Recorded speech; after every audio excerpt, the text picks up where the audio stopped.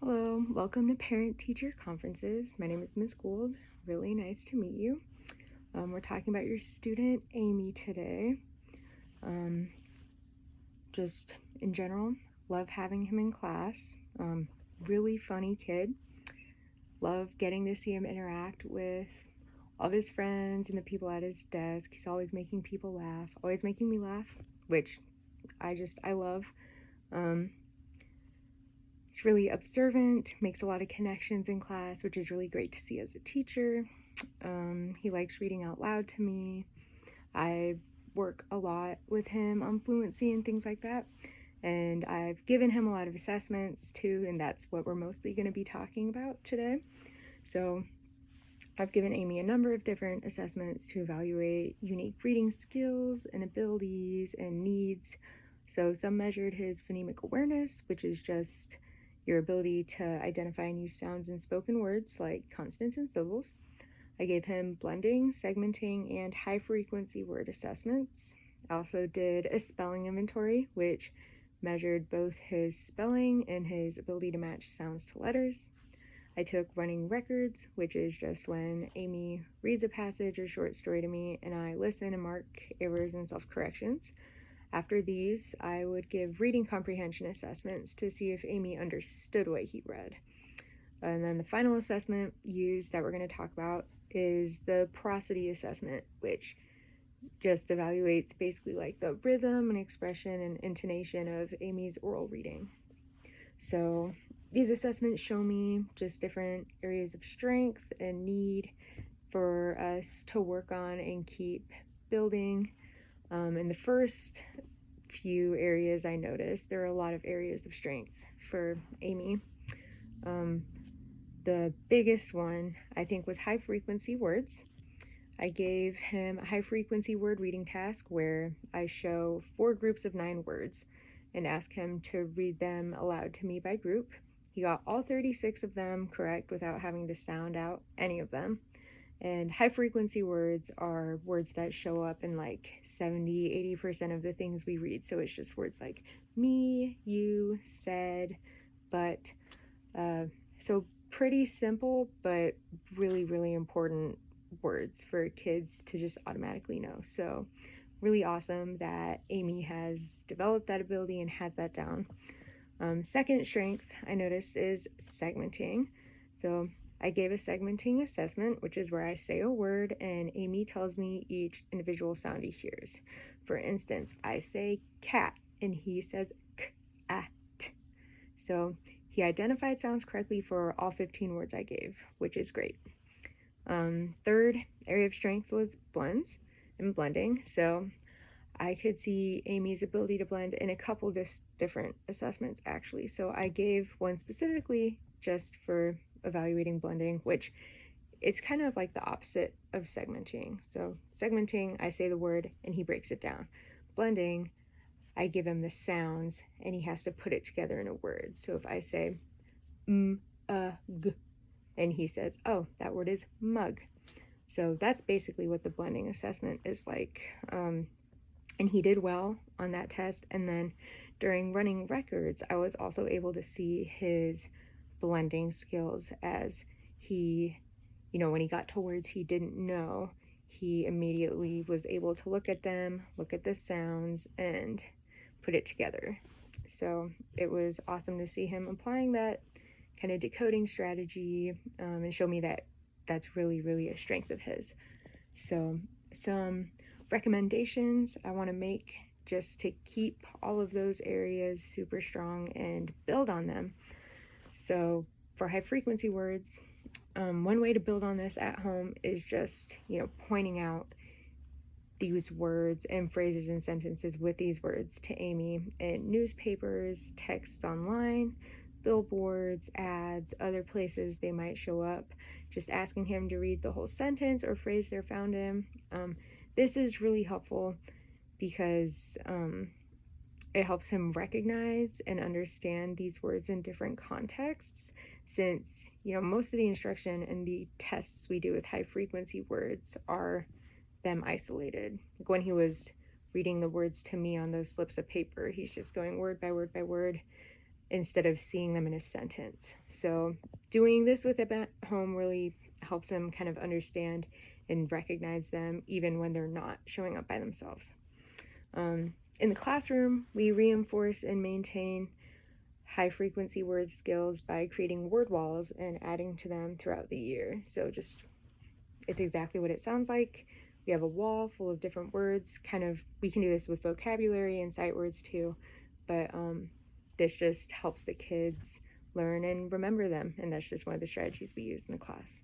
So for segmenting, something I would suggest doing, his ability to segment shows that he has really strong phonemic awareness, and one way to keep strengthening that skill at home, singing and pointing out rhymes in songs and books is a great way to keep strengthening that awareness. And it's super easy, like just a song you hear on the radio or a rhyme that you see somewhere, just pointing those things out and having him recognize those is something you can keep doing to strengthen this. And then at school, we do all those things as well, and teach kids strategies they can use to decode words they don't know. So we practice sounding out words and decoding by analogy as well, which just means using words they already know to figure out the ones they don't. So for instance, if Amy knows the word ball and then sees the word small but doesn't recognize it, he can see that, oh, I know call, and I see that all is in both. So this word is also going to sound like all at the end. And then blending. So like segmenting, that's a big part of phonemic awareness too.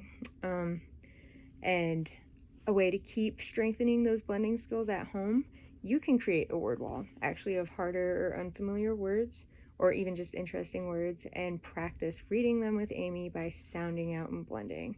So this is really helpful because you're giving Amy the opportunity to apply blending skills to longer words than we might practice in class, and you're also helping expand his vocabulary, which is super, super important to fluency. In class, we strengthen blending skills with wordplay books and word games. So just trying to make learning fun for these kids. Super important for their fluency development. And then these assessments, they gave me areas of strength, and they also gave me some areas of needs for us to look at. So one area of need that I think we should focus on with Amy is reading comprehension. So I used a retelling assessment for Amy where he reads to me and then I ask him to explain what he just read. So Amy fluently read all the passages and short stories, but he refused to retell anything we read. He didn't say, I don't know, he just gave me a blank look. So this might have just been him being defiant and refusing to engage, but he did it every time I asked him to retell the story, so it's also indicative that he might not be understanding the text.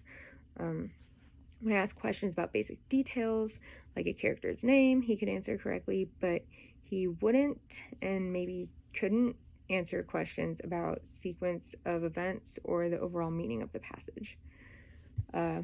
The second area I'd like us to work on is prosody. So I evaluated Amy's prosody using an oral reading rubric. So he just read me a short story appropriate for his independent reading level. So it was all words that he should be able to read without struggling or sounding out. And I paid attention to his phrasing, pace, and expression. So like I've said earlier, Amy's doing great with pronouncing words and decoding, but he didn't pause for commas or periods and read slowly without any phrasing and just in a monotone. And these are things that will improve just as he becomes a more fluent reader overall, but it's still an area that I think we can work on in isolation and develop some of those skills a little bit more. So for comprehension, before all of these assessments, actually, I gave Amy a reading inventory where I just asked him questions to get an idea of what he's like as a reader, like what he likes to read, how he normally reads. he told me that you guys read a lot with him at home, which I was so happy to hear. Kids benefit so much when you read to them and with them, and I know so much of his abilities as a reader right now have been helped by you reading with him. So thank you for doing that at home. One thing I suggest you do, you can incorporate as you read at home to help with comprehension skills, is questioning as you read.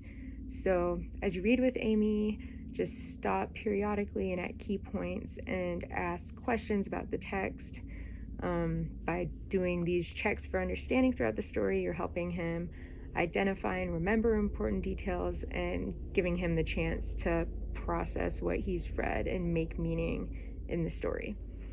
In class, a strategy we implement a lot is making predictions. So as we read text in the classroom, I prompt students to make predictions at the beginning and then throughout the story as we continue to read. This helps them think about the sequence of events and connect those dots and encourages them to pay attention to detail. So all these things really help with comprehension. And then for prosody, one thing you can do with Amy at home to develop prosody is reading poetry. So as you read with him, if you could model expressive reading by varying your tone of voice and pacing to match the text and like stressing different words, if you do that when you read with Amy, he'll notice and pick up on those patterns and hopefully like incorporate that into his own reading. In class, we do this too, and we really try and work on prosody by doing choral reading, which is when students read poems out loud to each other. This gives them the opportunity to practice reading with different expressions, volumes, and phrasings. So overall, your student is very quickly approaching target levels for his grade and developmental range. I've seen a ton of progress and improvement just in the past few weeks, and he's made an incredible amount of progress since the beginning of the school year. So I just continue to recommend reading with him and paying really close attention to those comprehension skills and prosody development. I really recommend just implementing those strategies we talked about at home just to make sure he keeps on that upward learning trajectory. I love, like I said earlier, I really do love working with your student. Amy is such a sweet little guy. He's a joy to work with. I love his just can-do attitude. He's always making connections across subjects, which is great and shows that, he's doing a lot of higher thinking and higher learning and trying to connect what he knows, which is amazing to see. He's so confident, so determined to get everything done. He is a great example for the rest of my students, and I love seeing him every day in class. I'm really glad we got the chance to meet, and I thank you guys for coming in and giving me your time. Thanks.